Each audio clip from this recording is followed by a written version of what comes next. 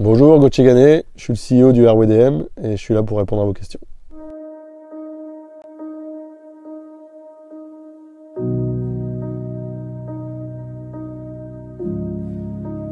Ouais, donc c'est sûr que si on regarde exclusivement ce qui a été fait au mercato d'hiver, c'est sûr qu'il y a une très grande majorité de prêts et une majorité de joueurs qui proviennent d'Eagle. Après, c'est pas une politique en tant que telle, c'est surtout le fait de se dire, dans une période de transfert qui est très courte, comment aller le plus vite possible et répondre le mieux à nos besoins. Et c'était de recourir à pas mal de joueurs qui sont au sein d'Eagle. Après, le fait qu'ils soient en prêt, ils sont pas tous en prêt d'ailleurs, ceux qui sont venus d'Eagle, mais le fait qu'ils soient en prêt, ça veut pas dire grand chose dans le sens où quand ils proviennent d'un club qui est contrôlé, comme c'est le cas à Molenbeek aussi par John, le prêt peut se transformer assez facilement en un transfert permanent. Donc aujourd'hui ils sont venus en prêt parce que c'était la solution de facilité pour parer au plus vite, mais ça veut pas dire évidemment qu'on va reconstruire une équipe tous les 6 mois, parce que bien évidemment qu'il faut qu'on ait une stabilité, et une stabilité également dans le noyau. Donc c'est un de nos objectifs. Ce qui s'est passé en janvier veut pas dire qu'on veut pas avoir un effectif stable, bien au contraire.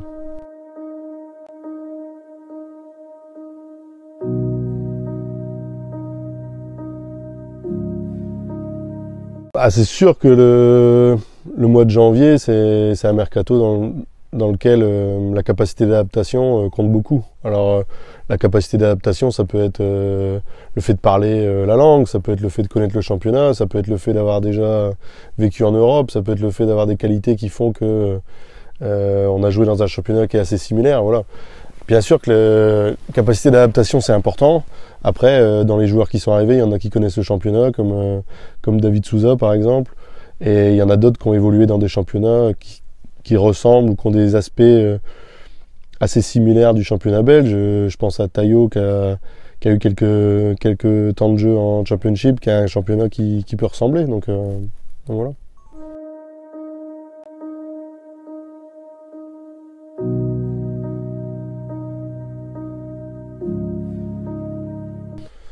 Ouais, non, c'est sûr que on n'a pas un leader par ligne, en tout cas, ça c'est clair. Après, c'est toujours compliqué, c'est toujours compliqué à trouver, oui, parce que on cherche pas quelqu'un que pour ses qualités de leader. Il faut d'abord que ça soit un leader sur le terrain, un leader technique dans le jeu. Donc c'est toujours compliqué à trouver.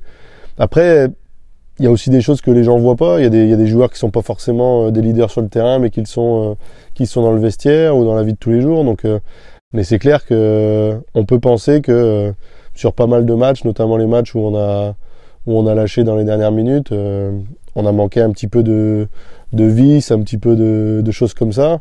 Alors on peut appeler ça de l'expérience, on peut appeler ça du leadership, mais voilà, c'est des petites notions impalpables. C'est aussi le fait d'être en confiance à un moment donné. Donc je pense qu'on a quelques joueurs dans l'effectif qui ont le potentiel pour devenir un peu plus des leaders que ce qu'ils font aujourd'hui.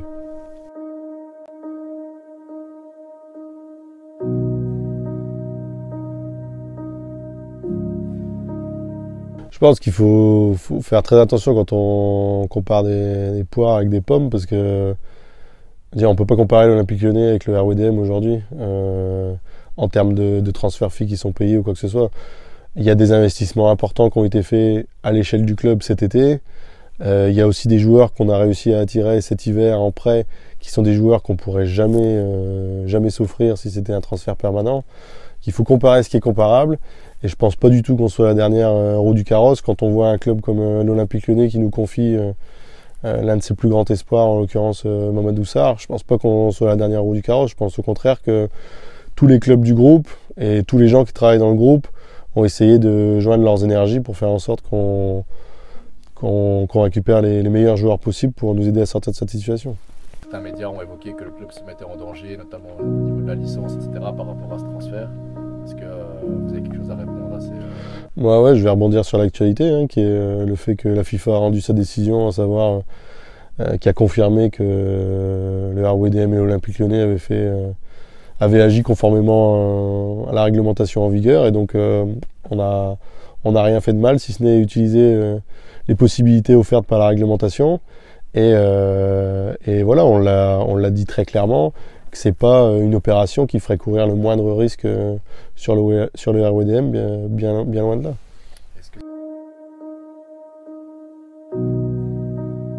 Bah écoutez, on verra ce qu'est la suite de la carrière d'Ernest, mais oui, tout à fait. Comment est-ce que vous évaluez votre travail sur les 2 derniers mercatos C'est toujours assez compliqué de donner un sentiment là-dessus, parce que on est dans une industrie où on est jugé par les résultats sur le terrain, et les résultats sur le terrain, ils reflètent pas forcément la qualité des joueurs qui ont été amenés ou le travail qui a été fourni, mais c'est comme ça.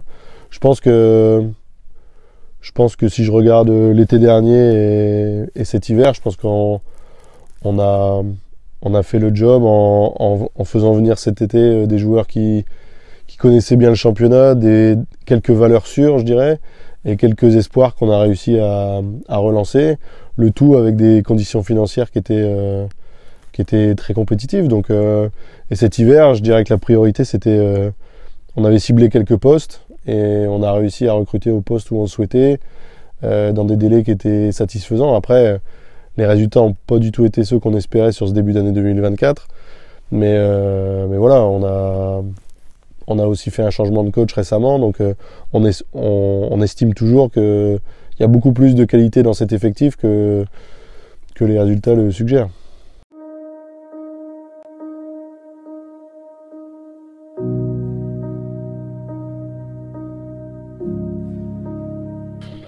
Non, mais comme je le disais tout à l'heure en introduction, c'est que bien entendu que si on veut que ce club soit performant de manière récurrente, il va falloir qu'on ait une stabilité. Que ce soit une stabilité dans le management, que ce soit une stabilité dans le staff technique, une stabilité dans le noyau.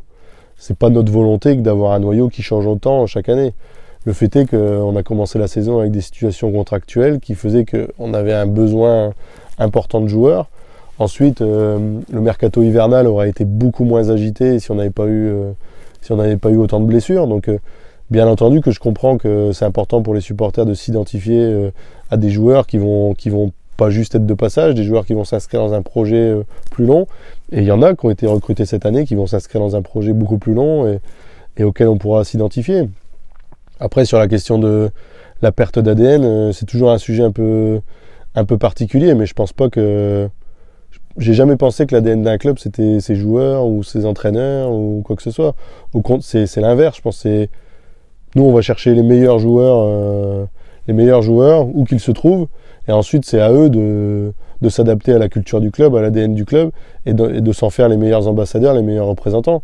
Je prends souvent l'exemple quand j'évoque ce sujet-là de Franck Ribéry. Je pense qu'il représente beaucoup plus et beaucoup mieux le Bayern Munich que beaucoup d'autres Bavarois. Je pourrais prendre l'exemple de Zidane au Real Madrid, c'est pareil. Donc l'identité d'un club, son ADN, c'est pas ses joueurs, ou alors il y a un problème. Donc à nous de faire en sorte que l'identité de ce club soit forte, l'ADN de ce club soit forte, et que chaque joueur qui va rejoindre le club respecte ça et se mette dans le moule. C'est ça le plus important.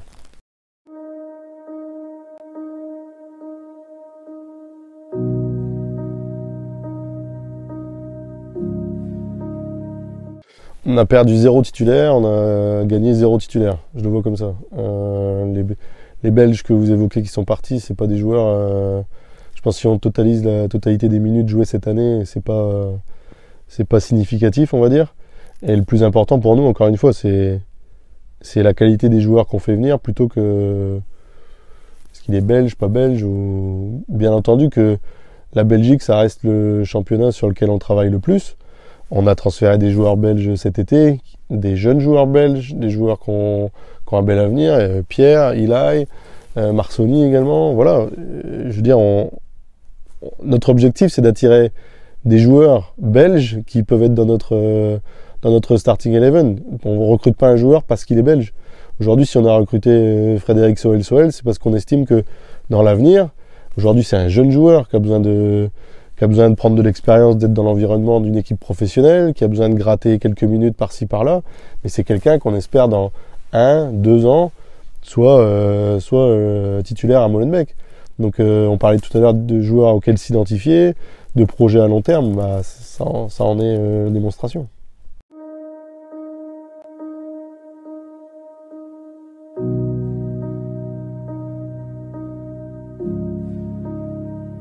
Mais encore une fois, je pense pas qu'il... Là, c'est parce que l'actualité fait que les événements récents où tu te focalises sur le mercato hivernal. Mais si on analyse les choses sur tous les joueurs qui nous ont rejoints depuis cet été, il y a eu un équilibre entre transfert fixe, entre prêt avec option d'achat, ce qui est le meilleur système, entre prêt sec cet hiver parce qu'il a fallu aussi. Il y a eu des étrangers, il y a eu des Belges, il y a eu de tout. Bien entendu, je me répète, hein, mais notre objectif c'est de bâtir un noyau qui soit stable. Donc bien entendu que pour ça, on veut faire venir des joueurs qui appartiennent à Molenbeek et qui vont jouer ici pour plusieurs saisons. C'est notre objectif. Après, il ne faut pas s'empêcher des opportunités. Et comme je l'ai dit, certains des joueurs qui sont arrivés en prêt cet hiver, je parie qu'il y en a quelques-uns qui resteront ici.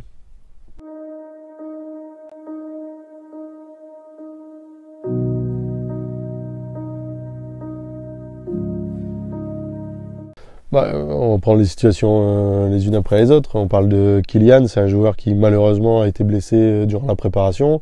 S'il n'avait pas été blessé, il y a fort à parier qu'il aurait contribué pour nous dans de nombreux matchs. Mais le fait est que c'était un joueur qui était blessé et dont la date de retour était très incertaine. Donc à partir du moment où on a une opportunité de faire passer une partie de la charge financière sur un autre club alors qu'on n'est pas certain de quand est-ce qu'on va la récupérer et comment on va la récupérer, pour nous c'était la meilleure décision de gestion. Ensuite on parle de Florian, c'est une situation encore différente, c'est un joueur qui a servi le club honorablement durant de longues années, qui arrive à la fin de son contrat, qui a eu beaucoup de pépins physiques cette année, il a rarement pu enchaîner les matchs malheureusement, et un joueur sur lequel on nous offre une indemnité de transfert, et parallèlement à ça, il se voit offrir un beau contrat à son âge dans une ligue qui l'intéresse. Donc voilà, on n'est pas là non plus pour barrer la route à un joueur comme lui qui nous a bien servi pendant plus de 4 ans et qui a une bonne opportunité dans sa vie, surtout quand nous on s'y retrouve financièrement. Donc on a pris cette décision-là avec parallèlement d'autres joueurs qui arrivaient au même poste. Donc voilà, c'était la meilleure décision dans notre esprit à prendre à ce moment-là, quoi. Après les prestations récentes, on se dit pas qu'on aurait peut-être eu besoin de Florian jusqu'en fin de saison. Moi, je vis pas dans le passé et je vois pas l'avenir dans une boule de cristal. Je veux dire, aujourd'hui, il a passé, je pense, plus de matchs à pas être disponible malheureusement parce qu'il était blessé. Est-ce qu'il aurait été disponible s'il avait été ici? On pouvait pas deviner que malheureusement Moussa serait blessé également. Ah, voilà, à un moment donné, on prend une décision à l'instant T en connaissant les tenants et les aboutissants à ce moment-là, quoi. Donc je regrette pas la décision, je pense que c'était une bonne décision pour nous, c'était une bonne décision pour lui aussi, parce que voilà, c'est important aussi que tout le monde comprenne que c'est pas des pions qu'on fait bouger de A à B selon notre bon vouloir. Il y a aussi c'est des êtres humains avec des sentiments, des émotions. C'est quelqu'un qui a, comme je l'ai dit, il a passé 4 ans ici où il a fait tout ce qu'il a pu pour nous aider. À un moment donné, on lui propose quelque chose qui est très intéressant pour lui. Je pense que c'est aussi normal qu'on se mette autour de la table avec lui. Et ensuite, on parle de Michaël Biron. Bah, écoute, je vais pas commenter ce que les médias ont évoqué. Il y a eu de l'intérêt pour Michaël, mais on s'est mis d'accord avec aucun club, ce qui veut dire que notre évaluation du joueur est assez haute, parce que c'est un joueur qui a prouvé l'année dernière en D1B, qui a prouvé de nouveau cette année en D1A. Et notre manque de résultats, je pense qu'il n'est pas étranger au fait qu'il ait été absent de nombreux mois. Donc on a besoin de lui sur cette fin de saison et je suis sûr qu'il va répondre à nos attentes.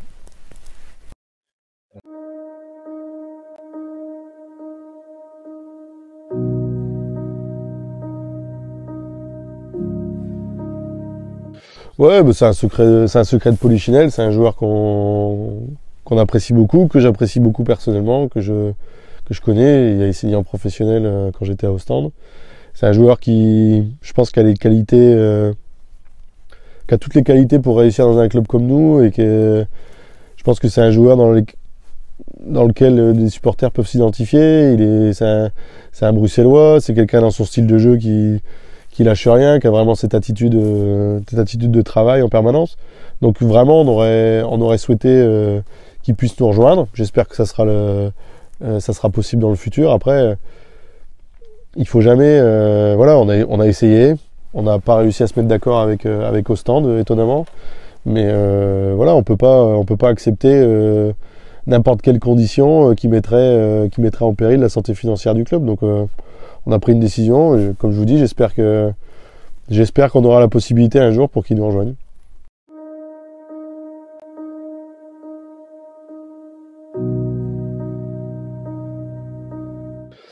Bah, c'est une question qui est légitime, surtout quand on voit un peu le nombre de matchs qui nous restent. Mais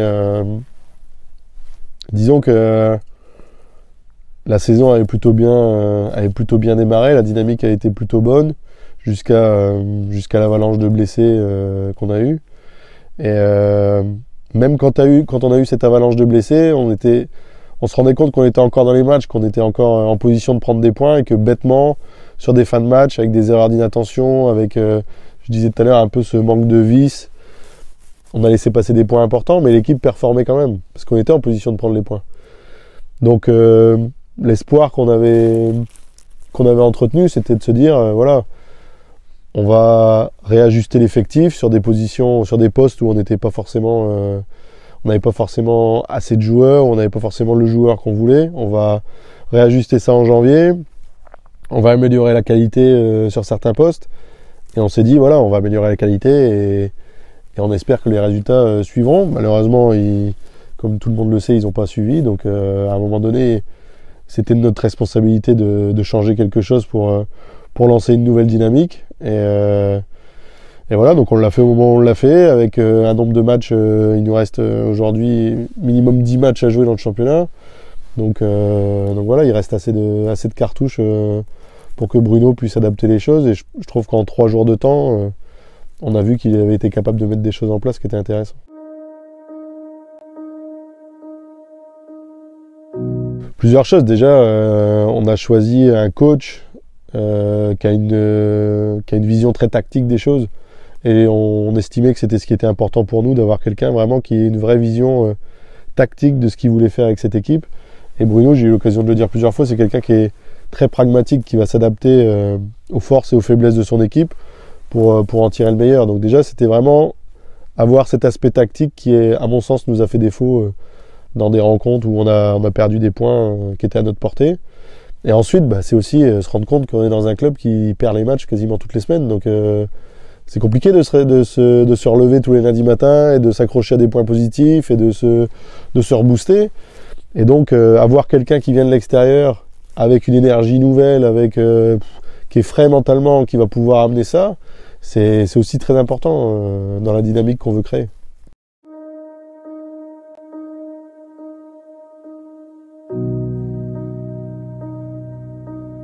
Ouais, donc la capacité tactique, le pragmatisme tactique. En numéro 2, je dirais, dans tous les jobs qu'il a eu, il a toujours tiré 100% du noyau qui était à sa disposition.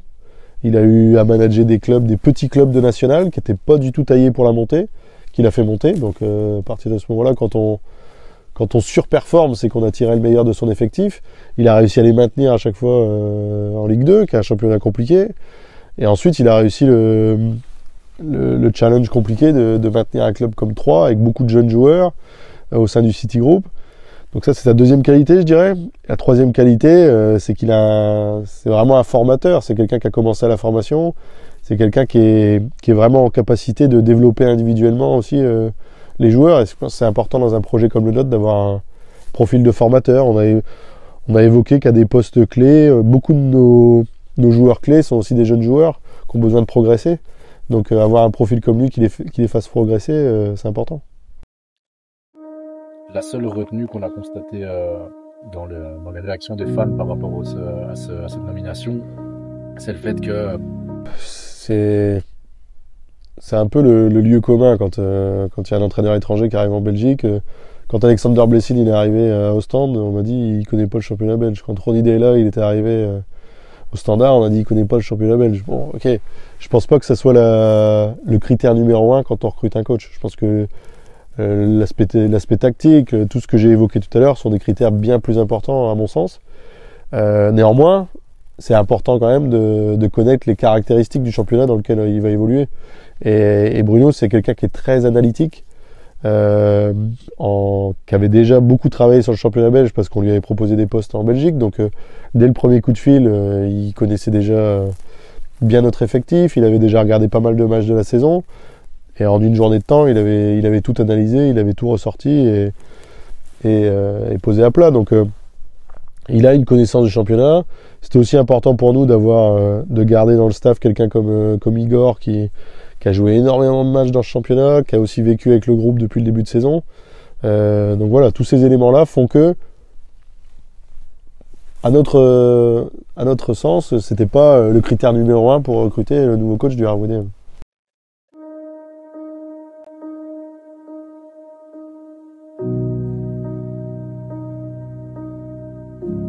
Non, je peux vous dire qu'il est très très concerné par la mission maintien qu'on a sur cette fin de saison, qu'il concentre beaucoup de son énergie sur le RWDM, il suit tous les résultats, il est très impliqué dans toutes les prises de décision, donc là ça je peux vous confirmer que il est très impliqué là-dedans. Est-ce qu'il n'est pas parfois un peu trop impliqué dans les prises de décision?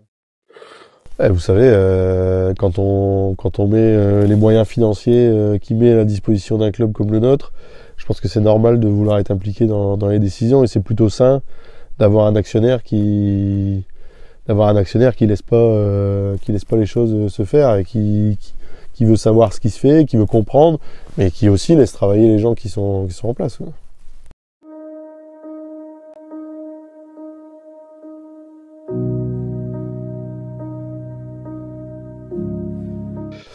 Déjà, je dirais que c'est une forme de contrat qui reflète deux choses, qui reflète à la fois l'objectif qu'on a à très court terme, qui est très clairement de se maintenir en D1A, et aussi notre volonté, comme j'expliquais tout à l'heure, notre volonté de stabilité. Et donc, bien évidemment que si on arrive à remplir nos objectifs, on aura une volonté de s'inscrire dans la durée avec Bruno et Jérémy. Vous aviez déclaré que quand vous êtes arrivé au club, que la relation avec les fans est importante, surtout dans un club populaire comme le nôtre. Je pense pas qu'on puisse dire qu'il y a eu des actions qui vont à l'encontre de ça. Je pense que il y a eu beaucoup d'actions qui vont au contraire dans le bon sens. Quand on a mis sur pied l'action pour que les supporters viennent en nombre à Eupen et que ça a été un moment où il fallait qu'ils soient avec l'équipe, et ils l'ont été, et on a réussi à passer ce moment ensemble. On l'a fait. Et quand il a fallu avoir des moments, j'ai toujours dit, il faut qu'on conserve le dialogue, surtout dans les moments où ça va être compliqué. Il y aura des moments compliqués, et on est dans un moment compliqué. Et c'est pour ça qu'on a eu ce dialogue avec eux avant le match d'Eupen. Je connais pas beaucoup de clubs en Belgique où un propriétaire de club étranger s'assoit pendant 2 heures et discute de tous les sujets absolument sans tabou avec les supporters. C'est ce qu'on a fait avant le match d'Eupen pour essayer de désamorcer les tensions. Bon, force est de constater que ça n'a pas désamorcé grand-chose et que derrière il s'est passé ce qui s'est passé, mais c'est pour ça qu'on est nous très frustrés du fait que ces événements ont eu lieu, parce que on a tenté de maintenir ce dialogue, on a tenté tout ça. Je suis navré de voir certaines banderoles ce week-end. On peut comprendre la frustration des résultats, on peut comprendre ce genre de choses, mais je pense que on a toujours été ouvert au dialogue. Je pense qu'on peut dialoguer de plein de manières possibles, et qu'à un moment donné, si on veut s'en sortir, on va falloir qu'on tire tous dans la même direction. Et je fais confiance aux supporters sur le fait que ils ont toujours soutenu le club dans les années de galère. Ils ont toujours soutenu les joueurs depuis le début de saison, et je suis sûr qu'ils vont nous soutenir jusqu'à la fin de saison.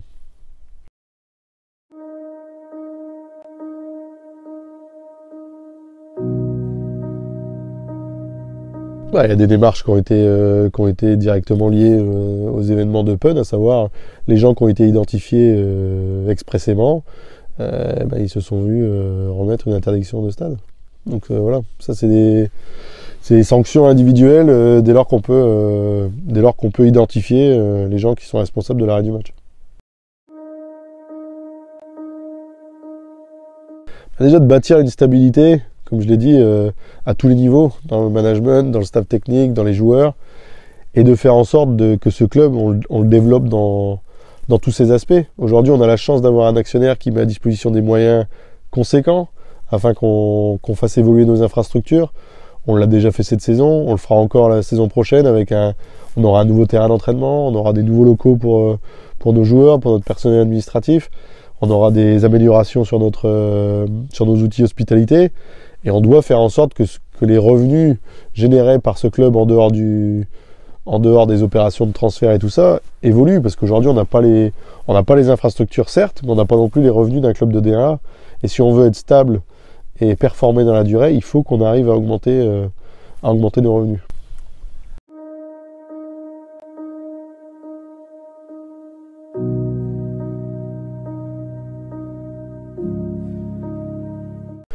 Oui, bah c'est clair qu'après, je suis pas fan du mot fan expérience, mais je pense que un club comme Molenbeek, on s'en rend vite compte quand on arrive comme moi, c'est que toutes les personnes qui travaillent au sein du club, quel que soit leur rôle, ont toujours à l'esprit aussi la dimension supporter qu'il peut y avoir dans ce club. Donc dans chaque prise de décision, on essaye de mettre le supporter au cœur. Et bien entendu qu'on a des projets pour développer le village ou pour améliorer les conditions d'accès de nos supporters, pour faire en sorte qu'ils vivent la meilleure expérience possible et les jours de match dans les meilleures conditions possibles.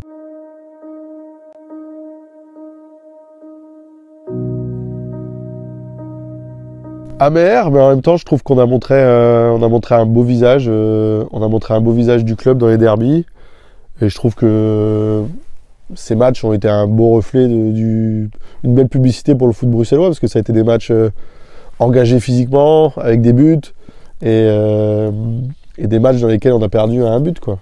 Donc fier, parce que je pense qu'on a fait 2 matchs perdus 3-2 contre l'Union, le match à Anderlecht où on menait. Voilà, on a montré un beau visage. Après, ça laisse un goût amer, mais il reste un derby à jouer, donc ça sera bon.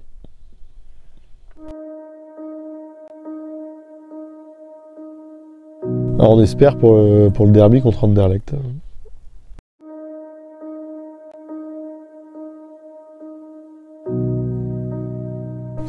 Je pense que je me suis déjà exprimé une centaine de fois sur le sujet, donc j'ai pas forcément envie de regarder dans le rétroviseur et de répondre encore une fois. Je me suis exprimé, j'ai expliqué qu'il y avait un désaccord entre 2 actionnaires et que l'actionnaire majoritaire a réglé ce désaccord avec le départ de Thierry. Voilà, j'ai pas envie de revenir là-dessus. Ça me regarde pas quelque part. Et oui, je me sens à ma place. J'ai pas de problème là-dessus. J'imagine assez mal.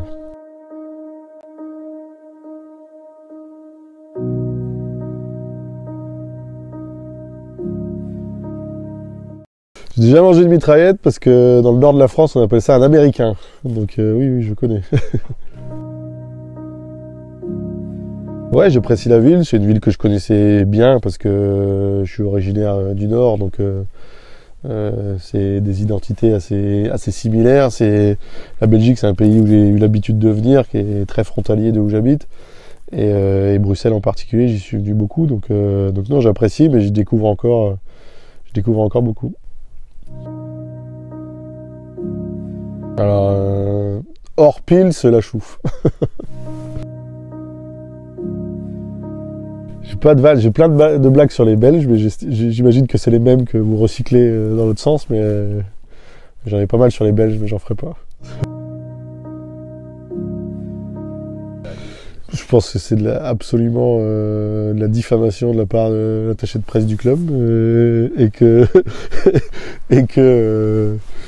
voilà, quand je joue au baby-foot, je suis assez strict sur le respect des règles.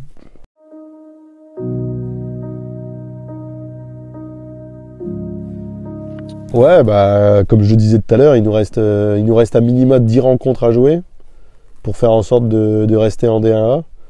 10 rencontres, c'est beaucoup et peu à la fois. Ça veut dire qu'on a encore beaucoup d'opportunités de montrer que cette équipe, elle vaut mieux que ça. Mais c'est aussi très peu. Donc il faut faire en sorte que chaque rencontre, chaque rendez-vous va compter. Il faut faire en sorte qu'on soit tous ensemble jusqu'au bout et qu'on ait le soutien qu'on sente le soutien, que les joueurs sentent le soutien de tout un club, tout l'environnement du club derrière eux pour ces 10 rencontres, et on fera les comptes à la fin.